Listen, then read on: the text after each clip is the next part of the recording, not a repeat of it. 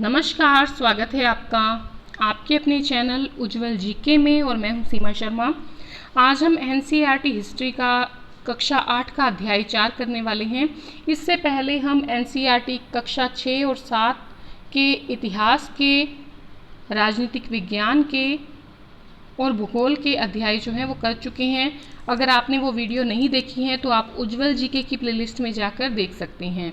उनके महत्वपूर्ण प्रश्नोत्तर भी किए जा चुके हैं, तो आप एक बार उनको ज़रूर देखिएगा। आज जो हम अध्याय पढ़ने जा रहे हैं ये आदिवासी समूह जो थे उन पर जो अत्याचार किए औपनिवेशिक शासन के अंतर्गत अंग्रेजों ने, उसके बारे में चर्चा की जा रही है। साथ ही दीकू यानी कि दीकू किसे कहते थे? आदिवासी बाहर के लोगों को कहते थे जो आदिवासी नहीं होते थे।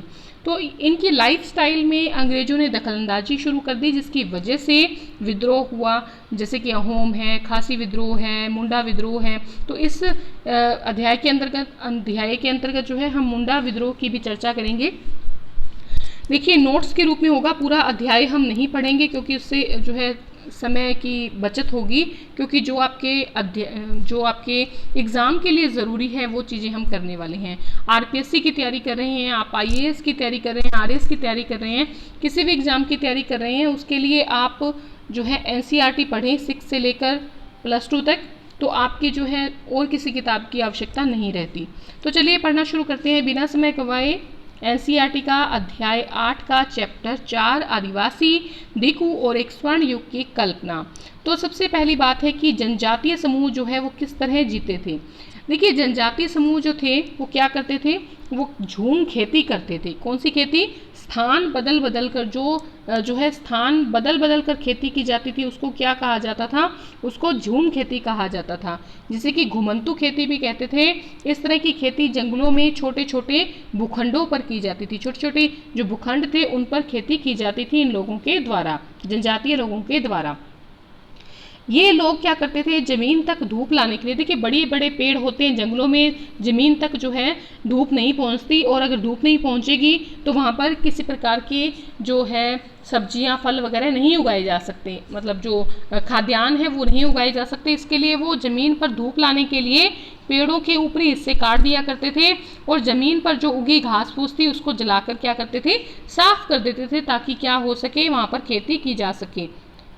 घास फूस के जलने पर जो राख पैदा होती थी उसको ज़मीन पर छिड़क देते थे। देखिए, जो राख होती है उसमें पोटास होता है, उसकी वजह से क्या है, जो ज़मीन है थोड़ी सी उपजाऊ और हो जाती थी। वो जो है पेड़ों को, घास फूस को काट देते थे। खेती करने के लिए हल नहीं चलाते थे, वो लोग हल नहीं चलाते थे, कुदालों से क्या करते थे? ज़मीन की जो ऊपरी सतह थी उससे खुरच देते थे, और खेतों को जोतने की बजाय क्या करते थे? खेतों को जोतने की बजाय, बीज रोपने की बजाय, बस खेत में जो बीज हैं वो क्या करते थे? बिखेर देते थे, बीज को खेत में बिखेर देते थे। घुमंतू किसान मुख्य रूप से कहाँ पर थे? मध्य भारत यानी कि मध्य प्रदेश का एरिया और पूर्वोत्तर जो एरिया है, अगर भारत का हम नक्शा देखें तो ये वाला जो एरिया है पूर्वोत्तर एरिया, यहाँ पर, और मध्य भारत की जो पर्वतीय और जो जंगली पट्टियाँ हैं यहाँ पर ये लोग रहते थे। परती किसे कहते हैं? कुछ टाइम के लिए बिना खेती किए हुए ज़मीन को खाली छोड़ दिया जाता है ताकि उसकी मिट्टी जो है वो दोबारा से उपजाऊ हो सके, तो परती भूमि उसको कहा जाता है। तो ये क्या करते थे? कुछ समय के लिए भूमि को परती रख दिया करते थे। अब देखिए, ये तो होते थे खेत घूम घूम कर जो है खेती करने वाले। अब कुछ जनजातीय समूह ऐसे थे जो शिकारी जनजाति थी, ठीक है, यानी कि वो लोग क्या है, खेती नहीं करते थे, शिकारी होते थे, संग्राहक होते थे। कुछ लोग क्या है, जैसे कि उड़ीसा के जंगलों में रहने वाला एक था खोंड समुदाय। ये लोग क्या करते थे? टोलियां बनाते थे और शिकार पर निकल जाते थे। जो कुछ भी हाथ में लगता था आपस में बांट लेते थे। जंगलों से मिले जो फल और जड़ें थी उनको भी खाते थे। मतलब ये क्या करते थे? फूड को इकट्ठा करने का काम करते थे, शिकार जो है उसका करने का काम करते थे, और टोलियां बनाकर चलते थे। जैसे कि खोंड समुदाय है उड़ीसा का, ये लोग खेती नहीं करते थे, ठीक है। खाना पकाने के लिए साल और महुआ के बीजों का इस्तेमाल करते थे, क्योंकि ये जो बीज होते हैं इनमें तेल होता है, तो इनसे क्या खाना बनाने के लिए साल और महुआ के बीजों का तेल जो है इस्तेमाल किया करते थे, क्योंकि साल और जो महुआ है ये काफ़ी जो है बड़ी संख्या में जंगलों में मिल जाता है। आगे देखिए, इलाज करने के लिए बहुत सारी जंगली जड़ी बूटियों का इस्तेमाल किया करते थे, और जंगलों में इकट्ठा जो चीज़ें होती थी उनको जो पास का बाजार होता था, यानी कि जो स्थानीय बाजार होता था, वहाँ पर क्या करते थे, बाकी जो एक्स्ट्रा बच जाती थी उनको बेच देते थे। जो जड़ी बूटियाँ हैं, ठीक है, उनको बेच देते थे पास के बाजार में।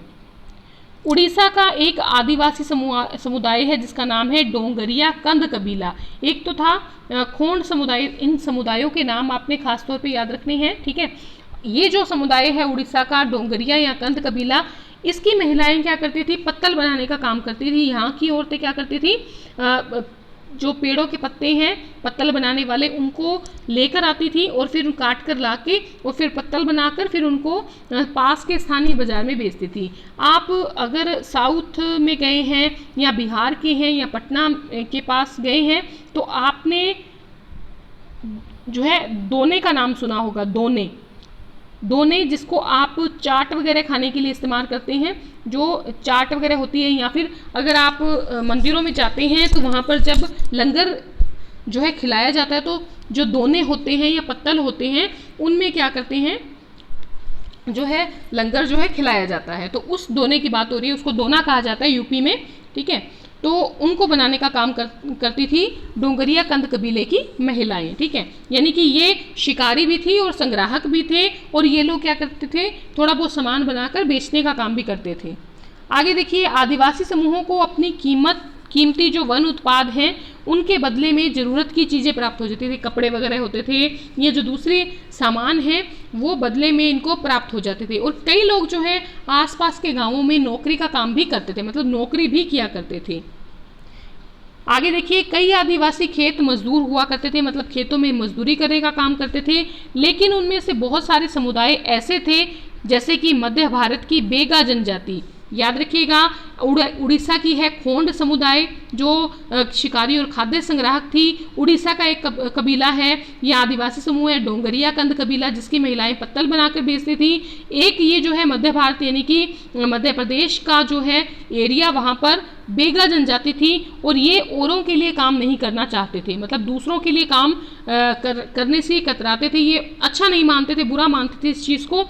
बेगा क्या करते थे, खुद को जंगल की संतान मानते थे और सिर्फ जंगल की उपज पर ही जीवित रहना चाहते थे, कि हमें जंगल ने बहुत कुछ दिया है, फल हैं, फूल हैं, जड़ी बूटियां हैं, ठीक है, इनको खा पी कर हम क्या कर सकते हैं, अपना गुजारा कर सकते हैं। तो ये मजदूरी करना बेगाओं के लिए अपमान की बात जो है समझी जाती थी इनके द्वारा। और ये बेगा जो है जनजाति, ये मध्य प्रदेश की जनजाति थी, जैसे कि राजस्थान में आपके सहरिया है, भील है, इस प्रकार से। आगे देखिए, कुछ जनजातियां ऐसी थी जो जानवर पालने का काम करती थी, ठीक है। बहुत सारे आदिवासी समूह जानवर पालकर अपनी ज़िंदगी चलाते थे।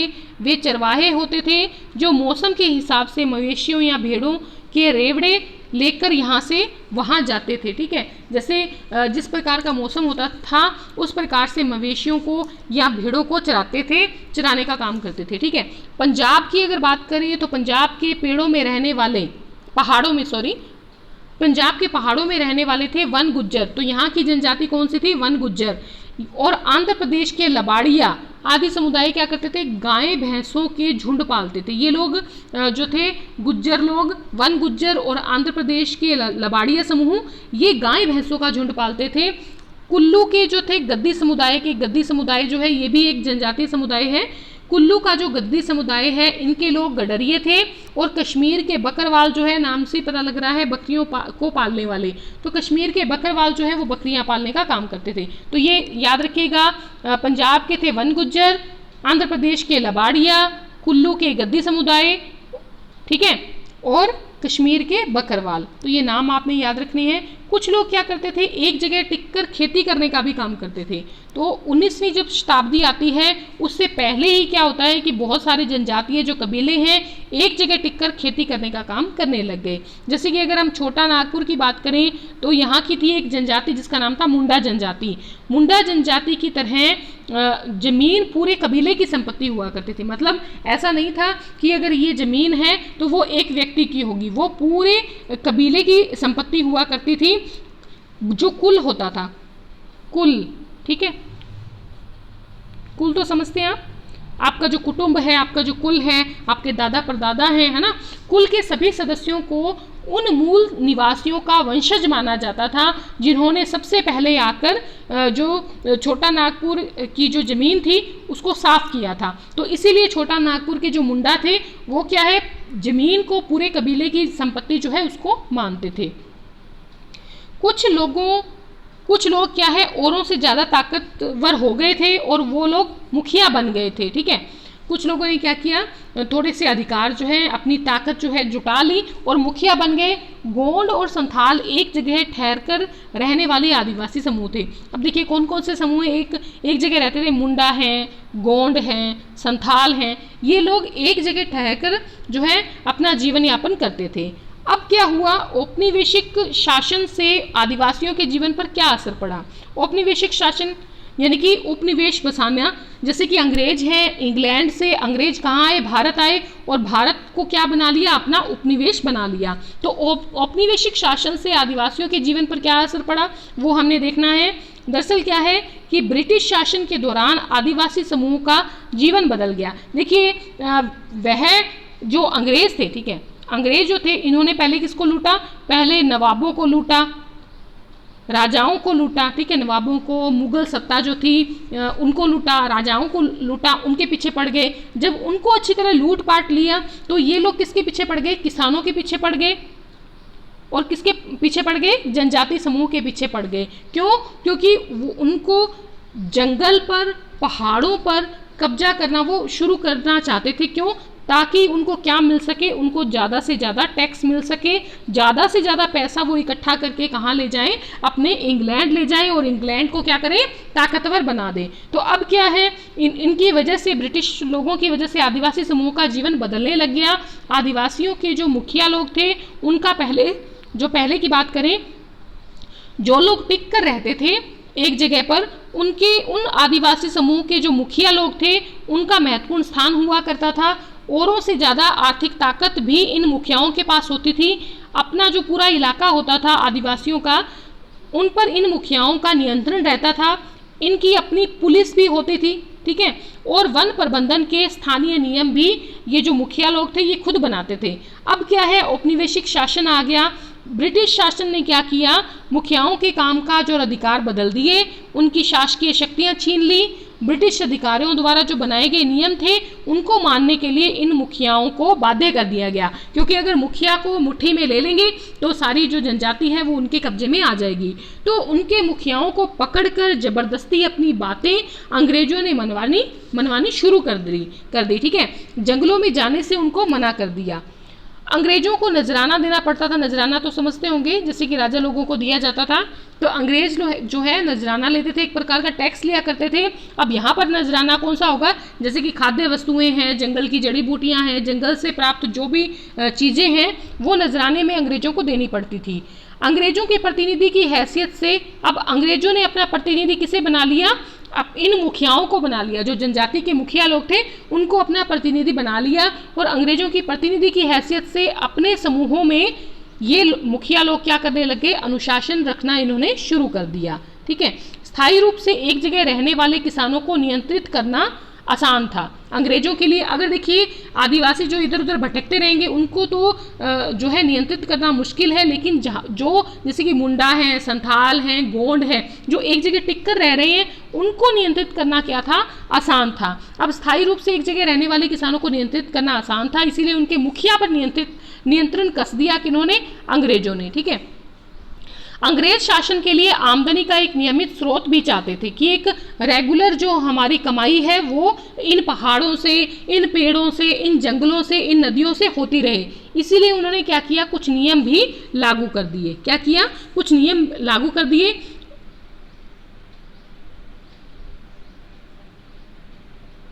आगे देखिए, झूम काश्तकारों को स्थायी रूप से बसाने की अंग्रेजों की जो कोशिशें थी, झूम काश्तकार वही जनजाति लोग, इनको यानी कि जो घुमंतु खेती करते थे, इनको अंग्रेजों ने बसाने की बड़ी कोशिश की कि एक जगह टिककर बसे रहे, लेकिन सभी टिककर बसने वाले नहीं थे। जो घुमंतु थे वो घुमंतु ही रहे। झूम खेती बंद करवा दी गई, लेकिन जब विद्रोह जो है वो शुरू होने लगे तो अंग्रेजों को कुछ हद तक झूम खेती जो है उसको अलो करना पड़ा, यानी कि झूम खेती को मना पूरी तरीके से नहीं किया जा सका। ठीक है, यानी कि पूर्ण तरीके से नियंत्रण नहीं लगा पाए झूम खेतु या घुमंतु खेती पर। आगे देखिए वन कानून और उनके प्रभाव, यानी कि अंग्रेजों ने जो कानून बनाए और उनके क्या प्रभाव रहे। तो देखिए अंग्रेजों ने सारे जंगलों पर अपना नियंत्रण स्थापित कर लिया। जंगल जो थे उनको किसकी संपत्ति घोषित कर दिया?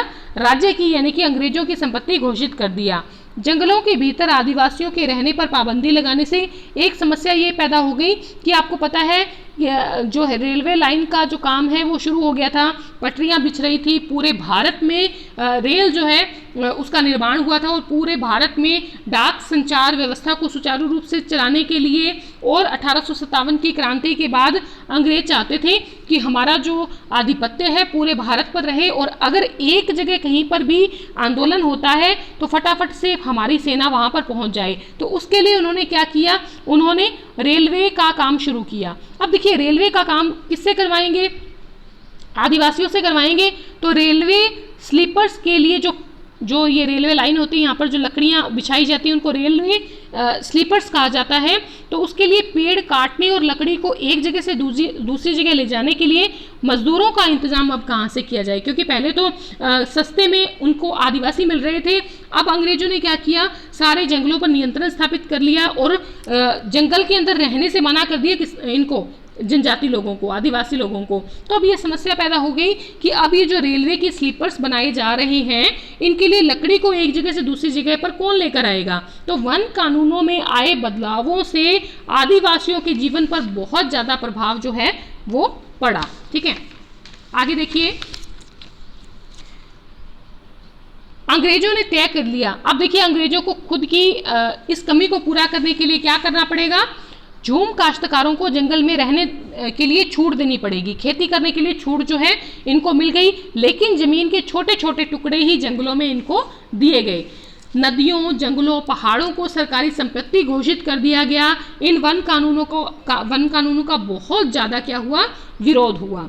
अब देखिए जमीन के छोटे छोटे टुकड़े थे इनको दे दिए गए, झूम खेती भी अलाउ कर दी गई। शर्त ये होगी कि गाँवों में रहने वालों को वन विभाग के लिए मजदूरी करनी पड़ेगी। अब जो वन से उठाकर कहाँ से शिफ्ट कर दिए गए?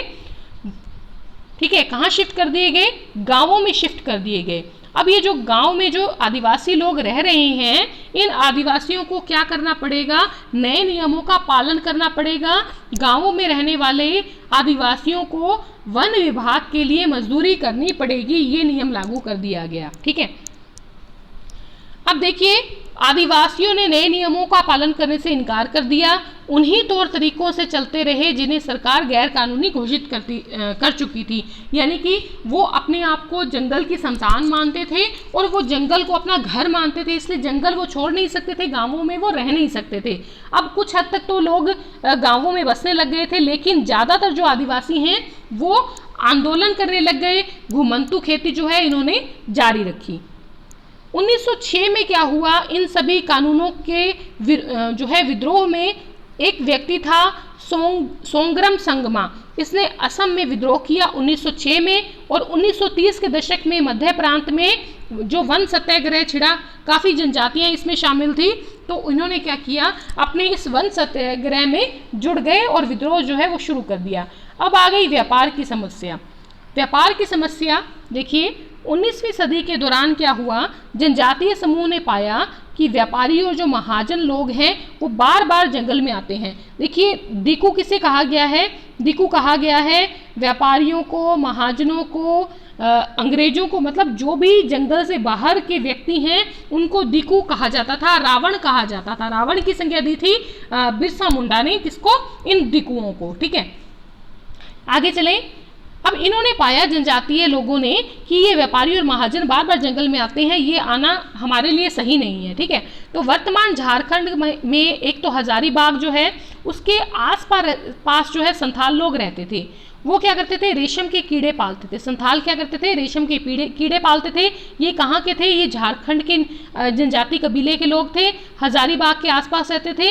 रेशम के व्यापारी क्या करते थे, अपने एजेंटों को भेजने लगे, कहाँ पर, जंगलों में। किनके पास, आदिवासियों के पास। किस लिए, ताकि आदिवासियों को कर्जा दिया जा सके, क्योंकि जितना ज़्यादा ये कर्जा देंगे उतना आदिवासी जो है ज़्यादा से ज़्यादा रेशम जो है वो इकट्ठा कर पाएंगे। और उनके जो कर्मी कोष होते थे, मतलब जो है कर्मियों के कोष बना लिए जाते थे, किसके द्वारा, आदिवासियों के द्वारा, जिससे रेशम जो है वो निकाली जाती है। तो इन कर्मी कोषों को क्या करते थे, ये जो व्यापारी लोग होते थे, ये जो महाजन लोग होते थे, ये खरीद लेते थे। और कितने रुपए में खरीदते थे, बड़े सस्ते में खरीदते थे। देखिए 1000 कर्मी कोषों के लिए 3-4 रुपए ही आदिवासियों को दिए जाते थे। देखिए कितना शोषण किया जा रहा है, हर जगह पर शोषण इनका हो रहा है। ठीक है, आगे देखिए 1920 के दशक में बिहार की झरिया, ये आप काफ़ी फेमस है झरिया, आज भी कोयला खदान, रानीगंज की कोयला खदानों में जो काम करने वाले लगभग 50% जो लोग होते थे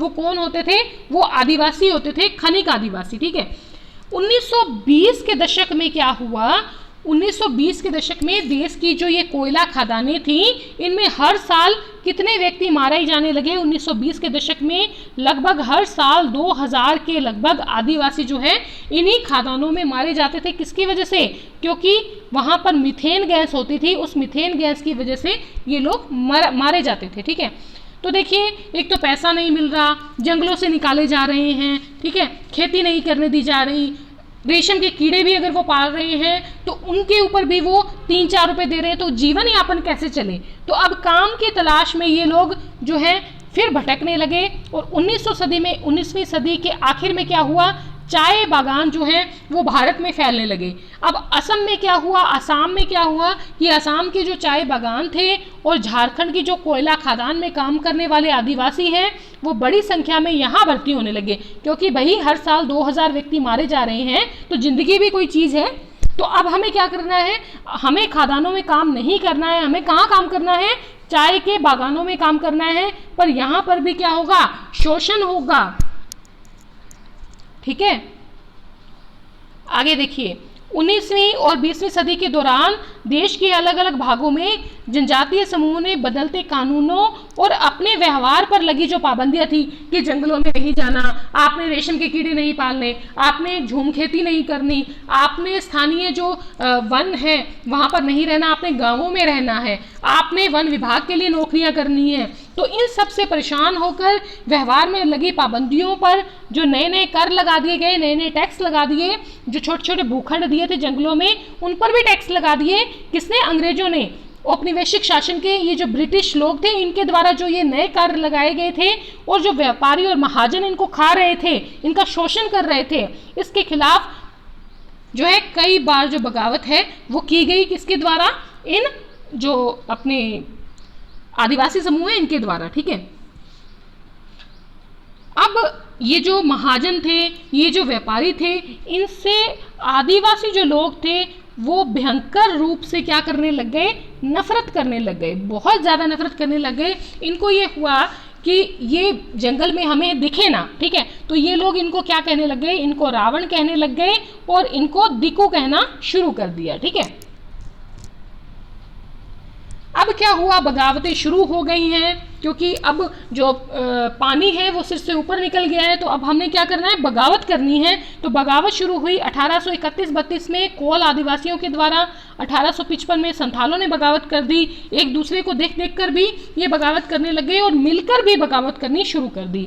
मध्य भारत यानी कि जो मध्य प्रदेश है वहाँ पे बस्तर विद्रोह हुआ 1910 में। 1940 में महाराष्ट्र में वर्ली विद्रोह हुआ। अब अंग्रेज लोग काफ़ी जो है घबरा गए, क्योंकि हर जगह जो है विद्रोह लगातार हुए जा रहे थे। वर्ली विद्रोह हुआ महाराष्ट्र में 1940 में, कोल आदिवासियों द्वारा 1831-32 में, 1855 में संथालों के द्वारा जो है विद्रोह हुआ। अब क्या हुआ, एक और समस्या पैदा हो गई मुंडा जनजाति की। किसकी, मुंडा जनजाति की। एक व्यक्ति आ गया, भाई वो कौन था, देखते हैं, बिरसा।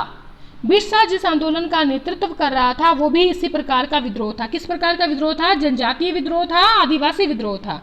1895 में क्या हुआ, बिरसा नाम का एक व्यक्ति था जिसको झारखंड में छोटा नागपुर के जंगलों में गांव गांव घूमते हुए देखा गया।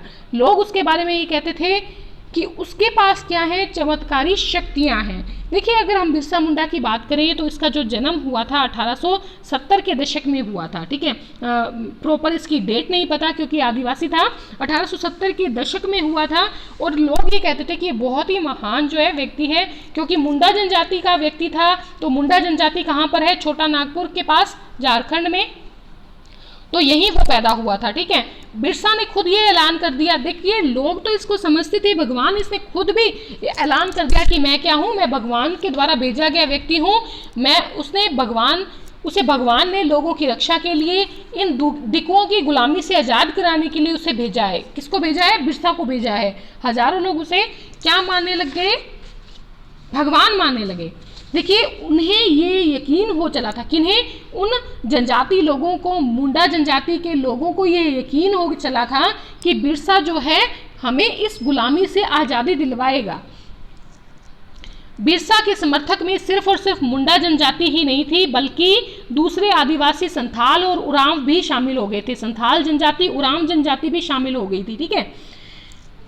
बिरसा जो था, इसने स्थानीय जो है पास के मिशनरी स्कूल हुआ करता था, वहाँ पर पढ़ाई शुरू कर दी, उनके उपदेश सुनने जो है शुरू कर दिए। और एक बाद में क्या है, इसने एक जाने माने वैष्णव धर्म प्रचारक के साथ कुछ टाइम बिताया, वहाँ पर जनेऊ धारण किया और उसने सीखा वहाँ पर कि कैसे शुद्ध रहा जाता है, किस तरह से दया दिखाई जाती है लोगों पर। उन्होंने वहाँ यह भी सुना कि अगर, कहाँ पर, मिशनरी स्कूल में, उसने यहाँ ये भी सुन लिया कि अगर वे अपनी खराब बातें छोड़ दें, कौन छोड़ दें, मुंडा जनजाति अगर अपनी गंदी आदतें छोड़ दें, खराब बातें छोड़ दें और ईसाई बन जाए तो वे स्वर्ग का साम्राज्य भी हासिल कर सकते हैं। लेकिन इनको ये कुछ बात हजम नहीं हुई, फिर ये वैष्णव समुदाय की तरफ झुक गए, ठीक है। वहाँ जनेऊ धारण कर लिया। अंग्रेजों को बिरसा आंदोलन के राजनीतिक उद्देश्यों से बड़ी ही परेशानी हो रही थी, क्योंकि ये जो आंदोलन था ये मिशनरियों के खिलाफ था, महाजनों के खिलाफ था, हिंदू भूस्वामियों के खिलाफ था और पूरी तरह से अंग्रेजों के खिलाफ था। और अंग्रेजों को ये बाहर खदेड़ना चाहते थे, महाजनों को बाहर खदेड़ना चाहते थे, व्यापारियों को बाहर खदेड़ना चाहते थे। बिरसा के नेतृत्व में ये क्या करना चाहते थे, मुंडा राज जो है वो स्थापित करना चाहते थे, ठीक है। वे आह्वान कर रहे थे कि उनके नेतृत्व में साम्राज्य की स्थापना के लिए रावणों यानी कि दिकुओं और यूरोपियों को तबाह कर दिया जाए। दिकु यानी कि महाजन व्यापारी और यूरोपीय यानी कि अंग्रेज वगैरह, इन सबको तबाह कर दिया जाए, ऐसे उनकी धारणा बन गई थी और इन्होंने ये चीज़ें लोगों में फैलानी शुरू कर दी। 1895 में बिरसा को गिरफ्तार कर लिया गया। 2 साल के लिए दंगे फसाद में क्या किया गया, इनको 2 साल की सजा सुनाई गई। 2 साल बाद वापस आते हैं 1897 में जेल से और गांव-गांव जाकर अपना समर्थन लोगों से जुटाते हैं, लोगों को उकसाते हैं। और लोगों को उकसाने के लिए क्या करते हैं, परंपरागत जो मुंडा भाषा के और प्रतीक हैं, चिन्ह हैं और जो इनकी खुद की मदर टंग थी उसका यूज़ करते हैं। बिरसा के जो अनुयायी थे दिकू और यूरोपीय सत्ता को निशाना बनाने लग गए। उन्होंने थाने पर जो है हमला किया, चर्चों पर हमले शुरू कर दिए, महाजनों और जमींदारों पर हमले शुरू कर दिए, उनकी संपत्तियां जो है जब्त कर ली। सफ़ेद झंडा जो है वो बिरसा राज का प्रतीक समझा जाता था। 1900 ईस्वी में, सन 1900 में क्या हुआ, बिरसे की हैजे से मौत हो गई और आंदोलन जो है ये ठंडा पड़ गया। लेकिन ये जो आंदोलन था 2 मायनों में बड़ा ही महत्वपूर्ण था।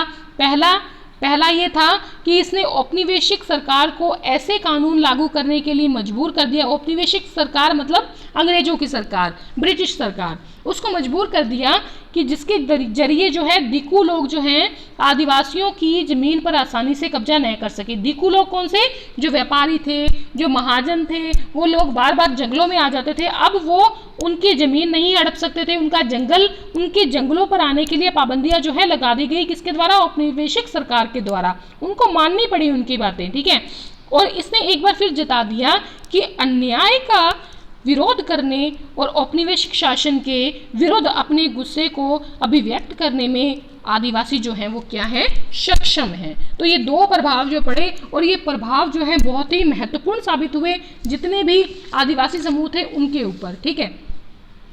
तो आज का लेसन यही समाप्त होता है। इसी प्रकार से हमारी एनसीईआरटी की जो है क्लासेस चलती रहेंगी, नोट्स के रूप में, इंपॉर्टेंट प्रश्नों के रूप में, और आशा है आप जरूर देखेंगे। और अंत तक बने रहने के लिए बहुत बहुत धन्यवाद। और अगर अभी तक आपने हमारे चैनल को सब्सक्राइब नहीं किया तो सब्सक्राइब कर लें। और अगर आपको वीडियो ज़रा से भी पसंद आई है तो प्लीज़ अपने मित्रों में शेयर जरूर करें। धन्यवाद।